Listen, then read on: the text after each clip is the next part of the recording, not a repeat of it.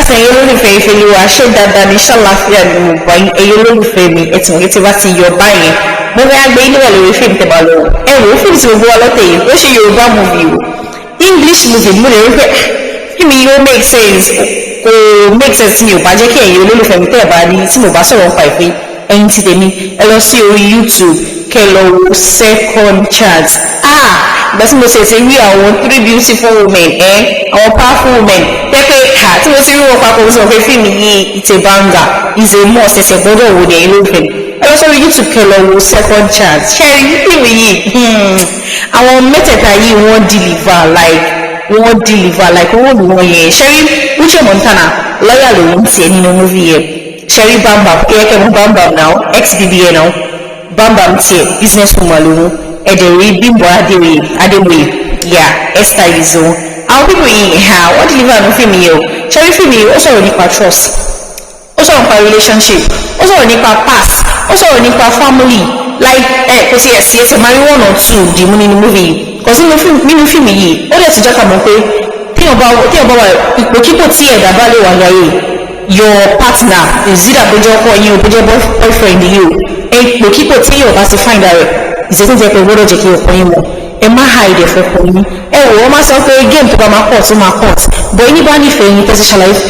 ọba ìbá ìṣẹ̀lẹ̀ tó ti sọ fún ẹni tó nífẹ̀ẹ́ yín dọ́kọ̀dọ́kọ̀ ó máa ṣàwọn bó ṣe máa come true fún yín ó lè kọ́kọ́ bínú normal kọ́kọ́ bínú kó fara ra but ó sì máa come true fún yín àṣẹ òkè kò sí wàhálà kí ni solution nǹkan tó ṣẹlẹ̀ sí BIMBO ADEMOYE tẹ́lẹ̀tẹ́lẹ̀ nínú past relationship ẹ̀ yẹn ó hide ó sì bímọ kò wá sọ fún boyfriend pé òun ti bímọ so gbà sí later gbà tí yẹn máa propose pé will you be my wife fresh ọsọ pé òun ti bímọ relationship fún how many years bí i 3 years 13 days ọ̀rọ̀ nísìn ọ̀gbọ́n ṣe ń pè no ó yẹ kó sọ fún how many years 17 days ó lè hide nǹkan tó tó báyìí ó hide kúrò ní fún mi ó sọ fún kí ní kan so relationship ó crash ṣẹlẹ̀ rí Uche Montana tiẹ̀ òun tiẹ̀ lọ́ọ̀yà lòun òun kẹ̀rẹ̀ kò sí case kankan tí ó tó lose rí gbogbo case ẹ̀ ń tiẹ̀ ó máa ń win ní case ni ẹ wá ní BAMBAM wá jẹ́ client ti Uche Montana cause BAMBAM òun náà face òun náà ó tètè marry ọ̀tọ́ ó tètè marry nígbà yẹn ó wá bímọ so wọ́n á fi pé ó wá fi bú pé ìgbà tí òní kankan tó wà ní ìmọ̀ á fi pé òun ò ní ẹni pé ó fẹ́ dàbí pé òun regress pé òun marry ó regress pé òun bímọ ọba yẹn so ó ṣàfihàn òun fẹ́ máa dìpé lórí ọkọ òun kí nígbà tó ó ṣàfihàn wọn lẹ̀ ó travel out ó ṣàlọ́ olè ọ̀rọ̀ zùwà pàtó máa fi padà dé ọkọ ní láíláí kò lè ní access àwọn ọmọ ẹgbẹ́ sì fa ọmọ yẹn rẹ̀ fún 10 years kíníkan ló fi wá reach out sí Uche Montana tó jẹ́ lọ́ọ̀yà mi bẹ́ẹ̀ lọ́ọ̀yà kẹ̀dẹ̀rín tí òun gbogbo case báyìí ó máa push gbogbo case ó máa win gbogbo case òun náà ti ẹ̀gbà tó yá ex ẹ̀kọ́ síjọ́ pàdé ní university tí ìyẹn náà ṣe yọdé nìyẹn tó bá ṣe gbé àwọn videos máa yẹn bí àwọn videos tí ò ṣe rí tó yẹ pé ọmọlúwàbí wọn gbọdọ̀ rí ọmọlúwàbí ní irú àwọn video irú àwọn settings báyẹn tó yẹ gbé video yẹn jáde Uche Montana pẹ̀lú ọ̀pọ̀ yẹn dẹ̀sí kókó sí Uche Montana wọ́n ti ń plan wedding ẹ̀sìn pé irú èèyàn báyẹn èṣù ní pé irọ́ nìyẹn ń pè á àlàyé kò ti ní fídíò lọ́wọ́ kìnnìkan ó ṣàwọn blackmail ẹ̀ Uche kẹ̀dẹ̀ rẹ̀ mọ̀ pé òun ti òun dàbí bíi saviour fún àwọn èèyàn ni òun náà wá ní problem fún ọmọ kan Yorùbá máa sọ pé orí ò rí ààrẹ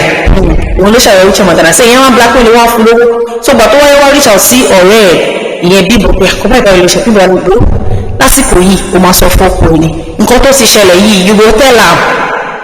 ṣe ó ṣàwárí reach out sọ pé àkọ́bá ìbára ìlú ṣẹlẹ̀ ẹ̀ ti fẹ́fẹ́ lówó bọ́ta kìnnìkan gbọ́n ṣe kọ́ bínú ó fara ya kìnnìkan ìgbà tó wá yá àwọn méjì wájú wá pawọ́ papọ̀ àwọn mẹ́tẹ̀ẹ̀ta